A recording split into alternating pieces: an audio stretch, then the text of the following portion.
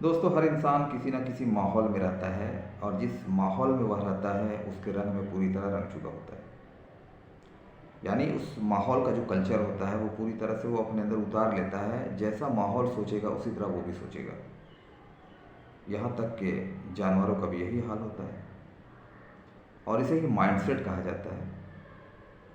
हर इंसान किसी न किसी माइंडसेट का शिकार होता है, आदी होता है। एक बार की बात है कि एक सर्कस में रात का समय में हाथी का छोटा बच्चा अपनी माँ से पूछता है कि माँ, हम लोग कौन हैं। हाथी अपने बच्चे को समझाते हुए कहती है कि बेटा, हम लोग दुनिया के सबसे पावरफुल जानवर हैं। इतने ताकतवर हैं कि जब हम जंगल में गुजरते हैं तो शेर भी हमारा रास्ता नहीं रोकता। वो हमसे कभी भी टकराता नहीं है। हम जहाँ चले जाते हैं रास्ता बन जाता है। बड़े बड़े पेड़ों की डालियों को यूं हम खींचते हैं और ज़मीन पे ला देते हैं। जिस रास्ते पे दीवार आ जाती है, एक ठोकर मारते हैं, वो दीवार गिर जाती है। हमारे सामने कोई भी रुकावटें अधिक देर तक नहीं रुक पाती। बच्चा कुछ देर शांत रहता है, उसके बाद पूछता है, माँ, जब हम इतने ताकतवर हैं तो फिर इस सर्कस में क्या कर रहे हैं।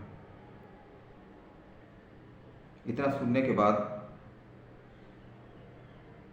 जो हाथी है, बच्चे की जो माँ है, वो सोचने पे मजबूर हो जाती है कि वाकई इतने ताकतवर हम हैं तो इस सर्कस में क्या कर रहे हैं।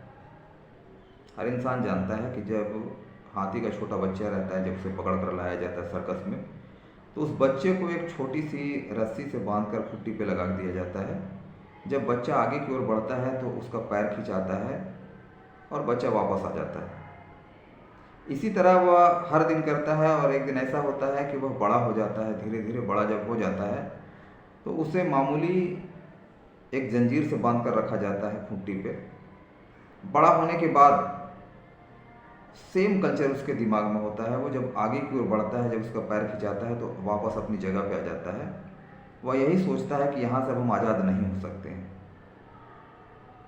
अब यहाँ गौर करने वाली बात यह है कि एक हाथी इतना ताकतवर जानवर, वो झटके से अगर उसे खींचेगा तो वो रस्सी टूट जाएगी, वो जंजीर टूट जाएगा।